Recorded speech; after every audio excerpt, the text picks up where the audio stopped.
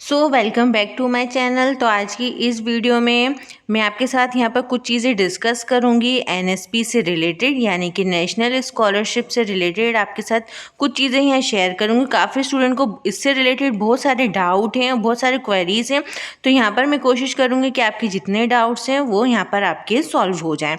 तो यहाँ पर मैं आपको वन बाय वन सारी डिटेल्स दूंगी। तो जो भी स्टूडेंट है जो परेशान हो रहे हैं बायोमेट्रिक वेरिफिकेशन को लेके, बायोमेट्रिक ऑथेंटिकेशन को लेके, लास्ट डेट को लेके या आपके स्टेटस को लेके, जो भी क्वेरीज है आपको एनएसपी से रिलेटेड, वो सारी क्वेरीज आपको आज इस वीडियो में मिलेगी। तो वीडियो को लास्ट तक देखिए।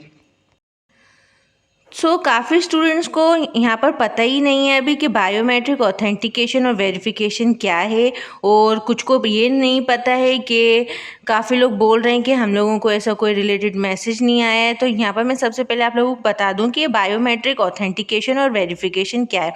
तो यहाँ पर मैं आपको बता दूँ कि काफ़ी जो एप्लीकेशंस हैं जो एनएसपी को मिली हैं तो वो सेम मिली हैं। मीन्स एक स्टूडेंट ने दो दो तीन तीन बार स्कॉलरशिप भर दी है और इंस्टीट्यूट की तरफ से काफ़ी फ्रॉड हो रहे हैं। तो इस चीज़ों से बचने के लिए जो एनएसपी है उन्होंने आप लोगों की जो स्कॉलरशिप है उसमें लेट कर दिया है, और यहाँ पर आप लोगों को एक चीज़ बोली कि आप लोगों को बायोमेट्रिक ऑथेंटिकेशन कराना है। तो ये बायोमेट्रिक ऑथेंटिकेशन आपको कैसे पता चलेगा कि आप लोगों को कराना है या नहीं? तो यहाँ पर मैं आप लोगों को बता दूँ, आप लोगों को सबसे पहले अपने एनएसपी की वेबसाइट पे जाना है। एनएसपी की वेबसाइट पे जाएंगे तो आप वहाँ पर लॉगिन करेंगे तो वहाँ पर आपको इन्फॉर्मेशन मिल जाएगी। वहाँ पर आप लोग अपना स्टेटस चेक करेंगे तो वहाँ पर मिल जाएगा। तो वहाँ पर आपको लिखा होगा your application has been send back to the institute for revalidation by the ministry of minority affairs. तो आप लोगों को यहाँ पर एक रिमार्क मिलेगा जिसमें आपको बताया गया है कि जो आपकी एप्लीकेशन है उसको वापस इंस्टीट्यूट भेज दिया गया है रीवैलिडेशन के लिए। अगर आपके में ऐसा लिखा है तो इसका मतलब ये है कि आप लोगों का जो ऑथेंटिकेशन वेरिफिकेशन है वो होना है। ठीक है, ये बात तो आप लोगों को समझ में आ गई होगी कि किसको कराना है किसको नहीं कराना है। और अगर किसी का जो स्टेटस है अभी तक चेंज नहीं हुआ है तो वो थोड़े दिन और वेट करिए, तो हो सकता है स्टेटस चेंज हो जाए।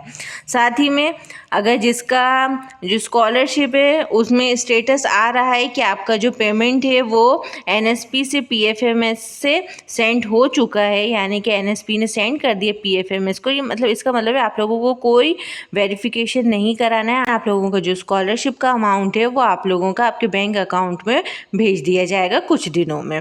ठीक है, यहाँ पर ये बात आप लोगों की क्लियर हो गई होगी। अब हम आगे बात करते हैं। ये तो बात हो गई स्टेटस चेक कैसे करेंगे, जिसको मैसेज नहीं आया उसको कैसे पता चलेगा। और यहाँ पर मैंने आपको ये भी बता दिया कि क्यों हो रहा है बायोमेट्रिक ऑथेंटिकेशन और वेरिफिकेशन। अब बात आती है कि जो बायोमेट्रिक ऑथेंटिकेशन और वेरिफिकेशन है वो कब होगा और कहाँ होगा। ये मेन प्रॉब्लम है बच्चों की, मेन कंसर्न यही है, वो कब होगा, कहाँ होगा, हम कहाँ से कराएं, कैसे कराएं। तो सब लोग बहुत परेशान हैं। तो यहाँ पर मैं आपको बता दूं जो बायोमेट्रिक ऑथेंटिकेशन और वेरिफिकेशन है वो आप लोगों का कहाँ होगा, वो आप लोगों का होगा इंस्टीट्यूट में, यानी आपका जो कॉलेज है और जो आपका स्कूल है वहाँ पर होगा। ठीक है, ये करेंगे आईएनओ यानी आपके इंस्टीट्यूट नोडल ऑफिसर। ठीक है, और आपके जो वहाँ पर हेड मास्टर हैं, हेड मिस्ट्रेस हैं, वो वहाँ पर रहेंगे। ठीक है, और ये आप लोगों का स्टार्ट होगा 10 अगस्त से और ये आपका 20 अगस्त तक होगा। तो जो भी स्टूडेंट परेशान हो रहे हैं कि इंस्टीट्यूट को हमने कॉल किया है, उनसे कांटेक्ट किया है, तो वो लोग बोल रहे हैं कि अभी साइट ओपन नहीं हो रही है, अभी नहीं होगा वेरिफिकेशन, तो वो परेशान नहीं हो। आप लोगों का जो वेरिफिकेशन है वो 10 अगस्त के बाद से शुरू हो जाएगा। 10 अगस्त से शुरू हो जाएगा जो कि आपका 20 अगस्त तक चलेगा। और कौन कराएगा? ये सीएससी कराएगा, और सीएससी आप लोगों के कॉलेज में जाके, आपके इंस्टीट्यूट में जाके ही कराएगा। तो किसी को परेशान नहीं होना है कि हम लोगों को कहाँ जाना है, भटकने की आप लोगों को कोई ज़रूरत नहीं है। आप लोगों का जो इंस्टीट्यूट है वही आपका बायोमेट्रिक वेरिफिकेशन कराएगा। अगर उनको लगता है कि कोई प्रॉब्लम है या वो है ना वेरिफिकेशन नहीं कर पा रहे हैं, तो अगर आपकी जो एप्लीकेशन है उसमें कोई प्रॉब्लम होगी तो वो आप लोगों को कांटेक्ट कर लेंगे इंस्टीट्यूट वाले। तो परेशान यहाँ पर नहीं होना है कि हमें बायोमेट्रिक ऑथेंटिकेशन कहाँ कराना है, कैसे कराना है। तो काफ़ी बच्चे परेशान हो रहे हैं और इधर उधर घूम रहे हैं कि हम अपना वेरिफिकेशन कहाँ करें। तो वेरिफिकेशन कहीं नहीं होगा, आपका वेरिफिकेशन आपके स्कूल, कॉलेज, इंस्टीट्यूट में ही होगा। तो यहाँ पर मैं आप लोगों को बायोमेट्रिक वेरिफिकेशन से रिलेटेड कुछ फ्रिक्वेंटली आस्क्ड क्वेश्चन है, और यहाँ पर मैं वो क्लियर कर देती हूँ। काफ़ी बच्चे यहाँ पर परेशान हो रहे हैं। तो सबसे पहले क्वेश्चन बहुत आ रहा है कि who all user must perform biometric authentication, किस किस को बायोमेट्रिक ऑथेंटिकेशन कराना है। तो जो बायोमेट्रिक ऑथेंटिकेशन है वो आपका स्टेट नोडल ऑफिसर कराएगा, स्ट्रिक्ट नोडल ऑफिसर कराएगा, हेड ऑफ इंस्टीट्यूट और स्कूल कराएंगे, इंस्टीट्यूट नोडल ऑफिसर कराएगा।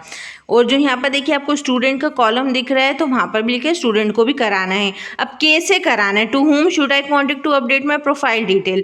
तो अगर आप लोगों को प्रोफाइल डिटेल्स में कोई अपडेट कराना है तो आपको किसको कॉन्टेक्ट करना है, तो जो नोडल ऑफिसर है और जो DNO है, HOI है और INO, इससे आपका मतलब नहीं है, ये लोग खुद करा लेंगे। यहाँ पर जो स्टूडेंट का कॉलम है वहाँ पर देखिए वहाँ लिखा है only Aadhaar update is allowed on NSP। ठीक है, जो स्टूडेंट है उनका सिर्फ आधार अपडेट होना चाहिए, उनको कहीं से कुछ कराने की ज़रूरत नहीं है। अभी हम लोगों का थर्ड पॉइंट तो वो आपका काम का नहीं है। अब आ जाइए फोर्थ पॉइंट पे कि are there any charges to be paid for biometric authentication, के इसके कोई चार्ज लगेंगे? नहीं, ये एकदम फ्री रहेगा। ठीक है, जो भी चार्जेस हैं आपके वो आपकी मिनिस्ट्री पे करेगी, आपको कोई भी इसके चार्जेस पे नहीं करना है। यहाँ पर साफ लिखा है बायोमेट्रिक ऑथेंटिकेशन इज़ फ्री। और किसको कराना है बायोमेट्रिक ऑथेंटिकेशन, तो जो एकेडमिक ईयर 2022-23 जो एप्लीकेंट्स हैं उन्हीं को कराना है। ठीक है, इसके बाद आ जाइए यहाँ पर 7 पॉइंट पे, 6 पॉइंट पे आ जाइए पहले। तो 6 पॉइंट पे कि जो बायोमेट्रिक ऑथेंटिकेशन है वो कब होगी। तो यहाँ पर आप देखिए, तो यहाँ पर आपका लिखा हुआ स्टूडेंट्स के लिए at respective institute in CSC camp. ठीक है, तो यहाँ पर आप देखिए, यहाँ पर आप लोगों का लिखा हुआ है स्टूडेंट्स के लिए कि आप लोगों का जो CSC कैंप है, मींस आप लोगों के इंस्टीट्यूट में CSC कैंप्स लगेंगे, वहीं पर आप लोगों का वेरिफिकेशन होगा। अब यहाँ पर ये चीज़ क्लियर हो गई होगी कि आप लोगों को कहीं नहीं जाना है, आपके इंस्टीट्यूट में ही आपका CSC कैंप लगेगा, वहीं आपका बायोमेट्रिक ऑथेंटिकेशन होगा। अब आती है दूसरी बात कि आप लोगों का किसकी प्रेजेंस में बायोमेट्रिक ऑथेंटिकेशन होगा। तो देखिए जस्ट इसके नीचे लिखा है जो आपके INO हैं, यानी कि इंस्टीट्यूट नोडल ऑफिसर हैं, और जो HOI है यानी हेड ऑफ इंस्टीट्यूट है, उनके प्रेजेंस में आपका वेरिफिकेशन होगा। तो यहाँ पर आपको ये चीज़ क्लियर हो गई होगी।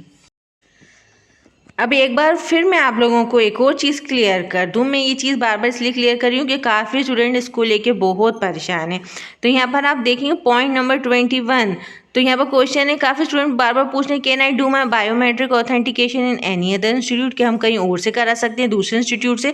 तो देखिए स्टूडेंट कॉलम में साफ लिखा है no biometric authentication should be attended in respective institute camp organise by CSC in presence of HOI and INO। अब आपको ये चीज़ क्लियर हो गई होगी कि जो आपका बायोमेट्रिक ऑथेंटिकेशन होगा इसके लिए आपको कहीं नहीं जाना, इंस्टीट्यूट पे ही होगा इन प्रेजेंस ऑफ HOI और INO। अब आते हैं जो 11th और 12th के स्टूडेंट्स हैं, तो उनका बायोमेट्रिक ऑथेंटिकेशन कैसे होगा। तो उनका जो बायोमेट्रिक ऑथेंटिकेशन है वो आप लोगों के पेरेंट्स के आधार नंबर से होगा। ठीक है, जो माइनर्स हैं उनके पेरेंट्स के आधार नंबर से आपका बायोमेट्रिक वेरिफिकेशन होगा। अगर उसमें कुछ भी इलीगल होता है या उनको नेम डिफरेंट दिखता है या कुछ भी होता है तो आप लोगों का वहाँ पर ऑथेंटिकेशन फेल हो जाएगा। तो पहले आप लोग सारी चीज़ अपनी तैयार करके रख लीजिएगा। अब नेक्स्ट बहुत क्वेश्चन आ रहा है कि टाइमिंग्स क्या रहेगी बायोमेट्रिक ऑथेंटिकेशन की। तो देखिए जो आपकी बायोमेट्रिक ऑथेंटिकेशन ड्राइव नॉर्मली सुबह 9:30 से 5 बजे तक रहेगी। अब ये आपके जो इंस्टीट्यूट है उस पर भी डिपेंड करता है कि वो कब से कब तक आप लोगों को बुलाते हैं। और यहाँ पर मैं आप लोगों को एक और इम्पॉर्टेंट चीज़ बता दूँ कि जो आप लोगों का पेमेंट होने वाला है NSP से, वो आप लोगों के सितंबर के लास्ट तक हो जाएगा। और पेमेंट आपका जब ही होगा कि जब आप लोगों का जो आधार कार्ड है और जो आप लोगों का बैंक अकाउंट नंबर है वो लिंक रहेगा, तभी आप लोगों का जो स्कॉलरशिप अमाउंट है आ पाएगा। क्योंकि जो NSP है वो आपका आधार बेस्ड पेमेंट करता है। तो सब स्टूडेंट इस चीज़ को ध्यान रखना कि आपका जब बायोमेट्रिक वेरिफिकेशन हो जाएगा उसके बाद आपकी जो स्कॉलरशिप होगी वो सितंबर लास्ट तक आएगी, और उन्हीं स्टूडेंट की आएगी जिनका आधार कार्ड लिंक है आपके जो आपने बैंक अकाउंट नंबर दिया है उससे। तो यहाँ पर मैं उम्मीद करती हूँ कि आप लोगों की जितनी क्वेरीज थी वो रिजॉल्व हो गई होंगी। और यहाँ पर मैं एक और इम्पॉर्टेंट चीज़ बता दूँ कि जब आपका बायोमेट्रिक वेरिफिकेशन होगा तो उस टाइम पे आप लोगों को अपना जो आधार कार्ड है ओरिजिनल वाला वो ज़रूर ले जाना है इंस्टीट्यूट पे। अगर आप विदाउट आधार कार्ड जाएंगे तो फिर इसके लिए आपको प्रॉब्लम हो जाएगी, आपका वेरिफिकेशन नहीं हो पाएगा। तो इस चीज़ को अच्छे से ध्यान रखना है कि आप लोगों को अपने जो आधार कार्ड है वहाँ पर ले जाना है। हो सके तो आप लोगों की जो कॉपी थी जो आप लोगों ने निकलवाई थी जब आपने फॉर्म भरा था स्कॉलरशिप का, जब आपने अपनी पूरी कॉपी निकलवाई होगी डॉक्यूमेंट्स की, तो वो हो सके तो आप लोग वो भी ले जाएं। हो सकता है कि आपसे कोई डॉक्यूमेंट्स मांग लें वो।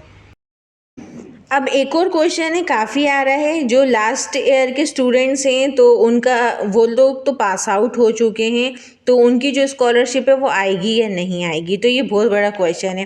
देखिए, अगर आप लास्ट ईयर स्टूडेंट हैं, मींस अगर आप 12th में थे, आपने स्कॉलरशिप भरी थी आप लोगों का, तो अब देखिए एग्ज़ाम भी हो गया है।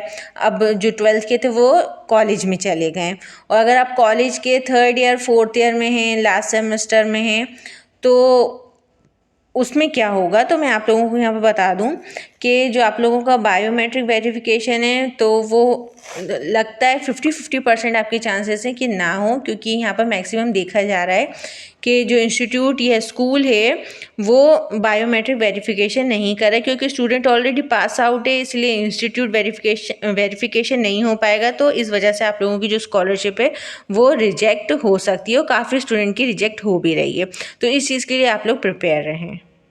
तो उम्मीद करती हूँ कि आप लोगों की सारी क्वेरीज रिजॉल्व हो गई होंगी। अगर इससे रिलेटेड अभी भी आपके मन में कोई भी क्वेरी है या कोई क्वेश्चन है तो आप प्लीज़ मुझे कमेंट सेक्शन में पूछ सकते हैं। और ऐसी वीडियो इन्फॉर्मेशन के लिए मेरे चैनल को सब्सक्राइब कर लिए और वीडियो को लाइक कर दीजिए।